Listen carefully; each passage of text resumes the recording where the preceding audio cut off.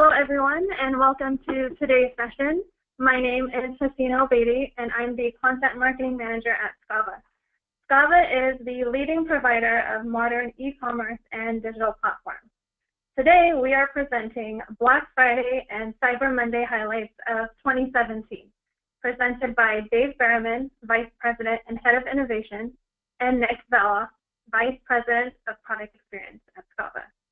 Just a little housekeeping before we get started. We'll be posting a few polling questions throughout the webinar. We'd really love if you can answer these fun and exciting questions we'll have for you. A recorded version of this webinar will also be available shortly after. Now, without further ado, we will turn the time over to Dave and Nick. So hi, everyone, and thank you, Hasina. I'm Dave, Head of Innovation here at Skava. Before joining Skava, I was at Gap, where I led their mobile and personalization work, and before that at Netscape and AOL. I've been in e-commerce since then, so I've seen my fair share of Black Friday. Hi. Hi, everyone. I'm Nick Velloff, VP, Head of Product Experience for Skava. Previous to this, I've been with agencies such as AKQA, RGA, and Deutsche LA, and worked with many large brands such as Volkswagen, Sony, ESPN, and Lexus. I've been in product and advertising technology and experience since 1998. Okay, so for the agenda today, we're going to cover a bunch of stuff related to Black Friday and Cyber Monday weekend and the continuing shift to online and mobile, and also why, despite this and this shift to online and mobile, the in-store experience is still very relevant. We're going to talk about some of the data points that have been shared by third parties such as Adobe and NRF, along with some of the trends that we saw in our own clients' data. And we'll provide some of our own insights based on these data points.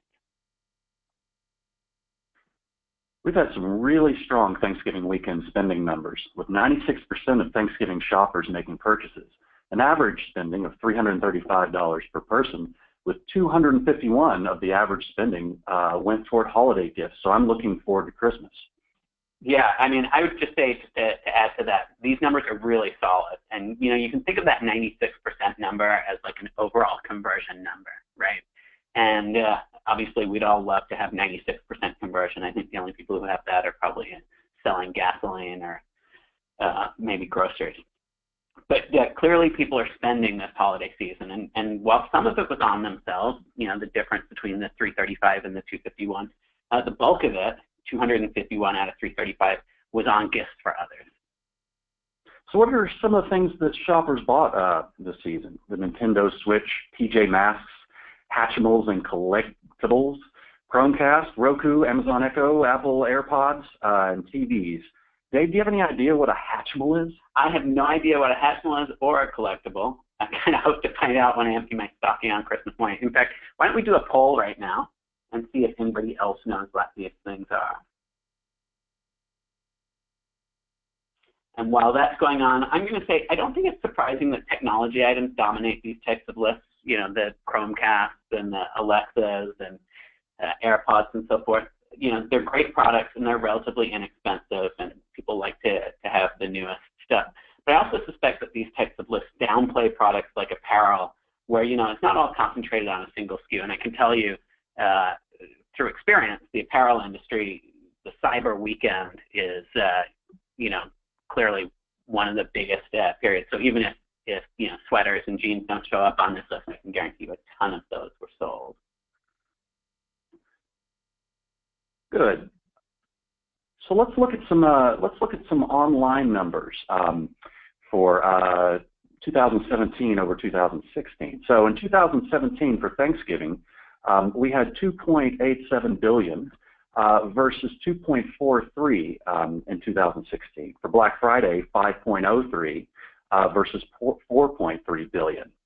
And for Cyber Monday, we had 6.59 versus 5.65.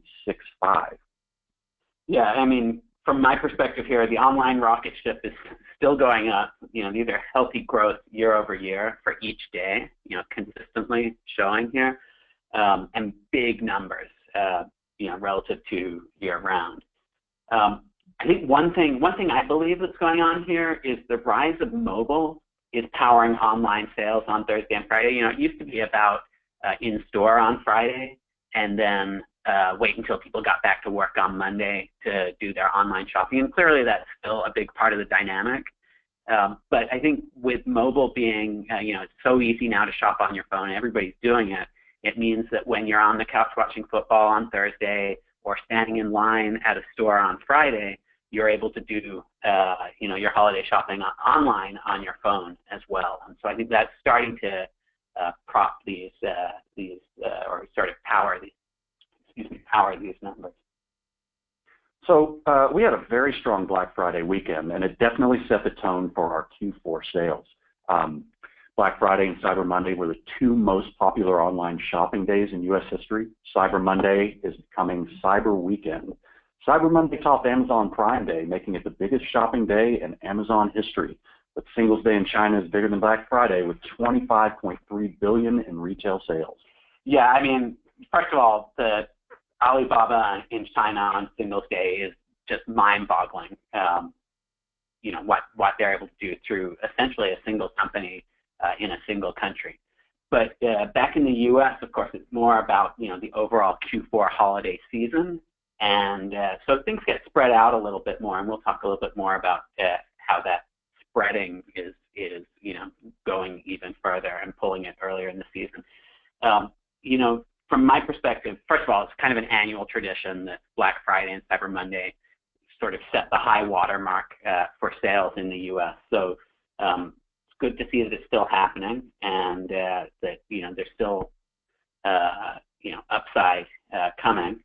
And I think again it ties back to the growth of mobile. The other thing to keep in mind is that this period is largely about retailers trying to manage capacity, while at the same time trying to make as much of a dent in their Q4 goals as possible.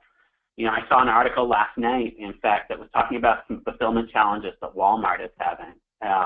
It sounds like they sold a little bit beyond their expectations. The problems aren't catastrophic, and so from my perspective, that's actually a good sign, right, that they just slightly exceeded what they had planned for. So we can see that the trend is more toward a Black November, with online sales greater than $1 billion from November 1st through the 27th each day. Yeah, and so this goes back to that point about managing capacity, right? I think in the past, before online, Black Friday was, the day people generally were off work and were able to go in store to shop. So it made sense to try to concentrate things on that day. Now with online becoming increasingly prominent, it gives retailers an opportunity to stretch things out, and it doesn't just push into December, but it actually pulls back into November. So there's a little less of a big bang going on as retailers pull things earlier and earlier. I think we're going to see more of that in coming years as the holiday offers creep earlier and earlier into November. And it is pretty amazing to think that every day in November exceeded $1 billion. So we have a few slides here on some of the numbers that Skava actually had over the 5 days. Skava figures are similar to 2016, and it's clear on Thanksgiving shoppers continued well into the evening. Yeah, and one of the trends we're going to see on the subsequent days, Friday and Monday, similar slides. The pattern is pretty similar. I love seeing how the anticipation builds through Thursday afternoon as traffic ramps throughout the afternoon and then peaks at the end of the day as it steps into the Black Friday, doorbuster style offers. But the other trend that really stands out here is year over year, and again, we'll see it on Friday and we'll see it on Monday, is that the page views were actually fairly similar year over year. And yet the revenue from our clients, greatly exceeded 2016. In 2017, our revenue greatly exceeded 2016. And, from my perspective, what that tells us is, retailers are getting better at, converting. We saw higher conversion. And that's really driven by great site experience, great product, and great offers. I think it shows a trend toward greater efficiency as sites do a better job of getting customers to the products that they want, quickly and easily. In fact, I think now would be a good time to have a poll to talk about conversion again that we saw doing better in 2017 than 2016.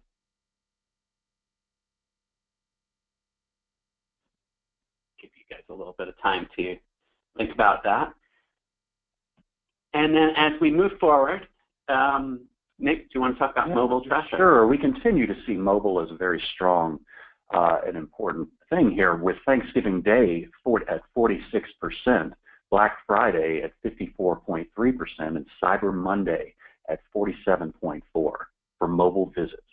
Yeah, and I'll be honest, these mobile numbers are big, but I know for some retailers, unfortunately I can't name them here, but for some retailers, they have mobile traffic well above 50%, and some were likely up above 60%. And of course, these numbers vary by vertical, so seeing these blended averages in the high 40s and low 50s, it does definitely indicate that mobile continues to penetrate into e-commerce.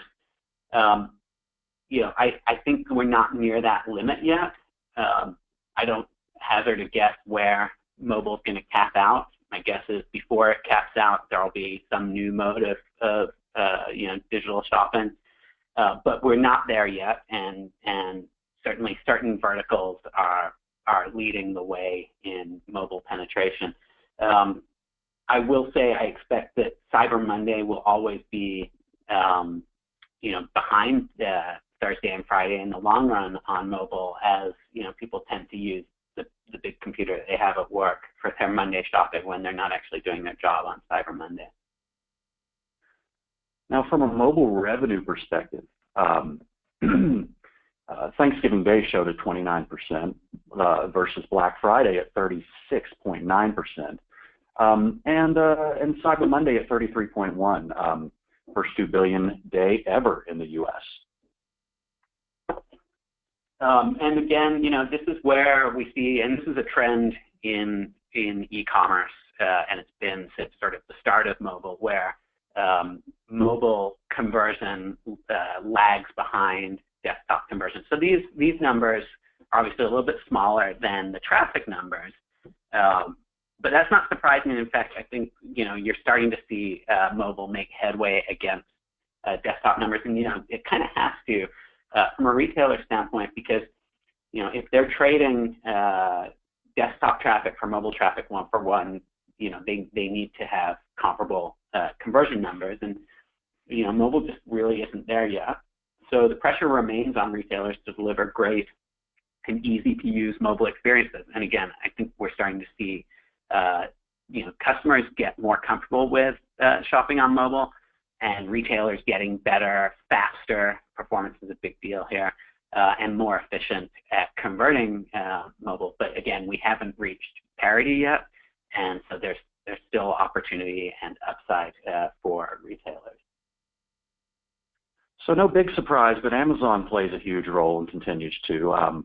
Prior to Black Friday, they launched 50 days of deals at the beginning of November. On Thanksgiving Day, 5.64 million of the 12.5 million online orders were placed, accounted for 45% of all online transactions.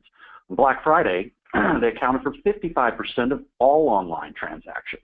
For Cyber Monday was the biggest sales day ever, topped Amazon Prime Day.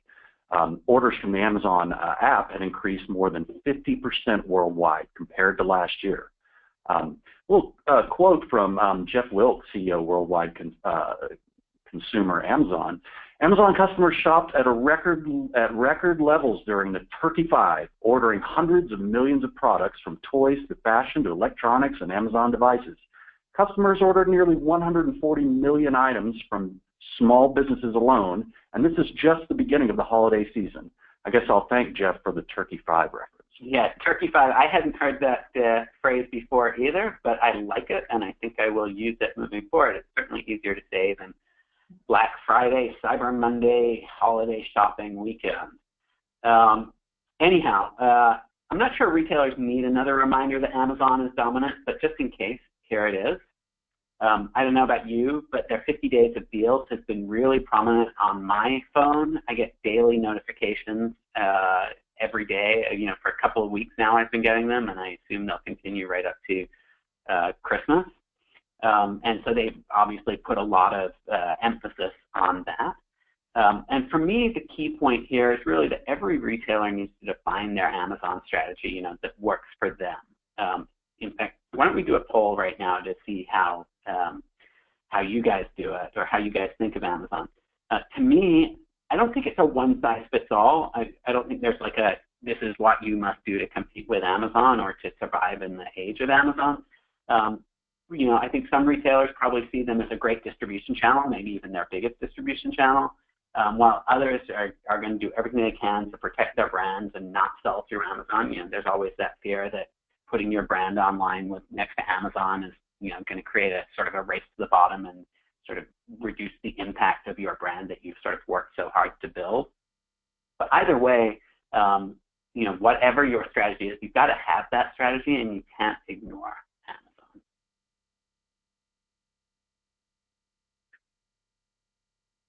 So we can see the customers are shopping everywhere, with 64.6 million shopping in-store and online. Yeah, I mean, this is great data from NRF. I really like that they shared this, because what it tells me, in fact, is, customers are shopping everywhere. They're sort of agnostic, and they don't even necessarily think of different channels. They think of brands. They're trying to interact with your brand. They're trying to shop with you, whether it's online or in store. And in fact, what we see here is, even in this age of Amazon dominance and rise of online, 2/3 of, if you look at the groups, the people who shopped exclusively online was about 1/3, a little bit less, I think. If you look at the group that shopped in store exclusively, it was also about 1/3, a little bit less. And then the biggest group actually shopped on both in store and online.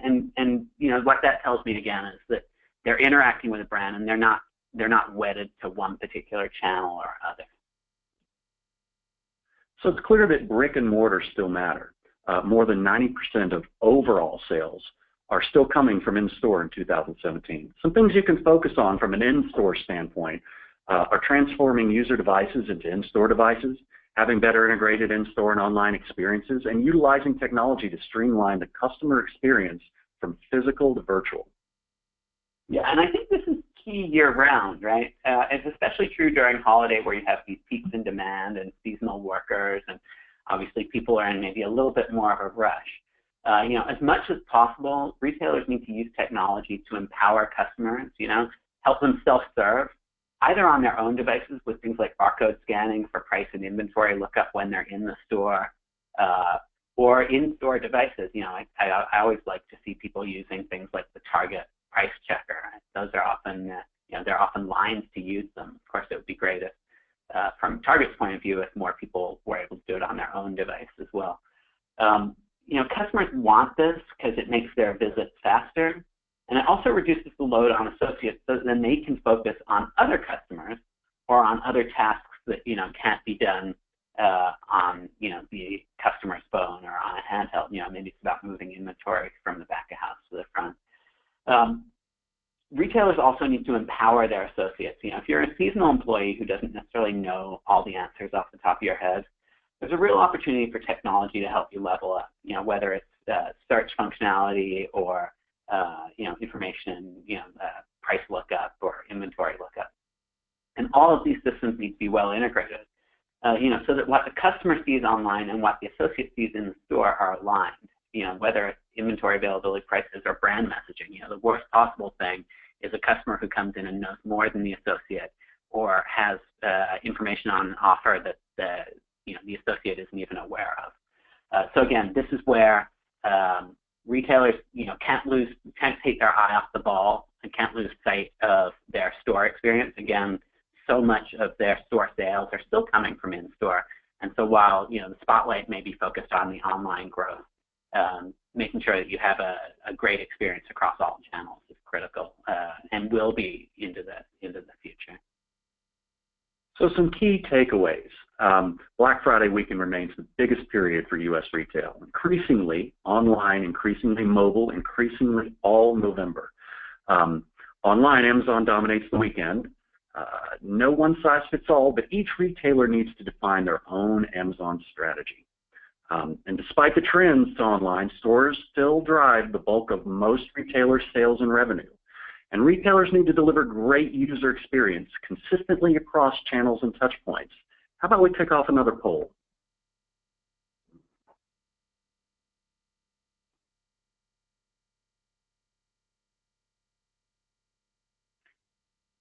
And with that, I think we want to say thank you. Happy holidays. Hope you have a fantastic Q4. Yep. And look forward to working with you in the future. Thanks, everyone.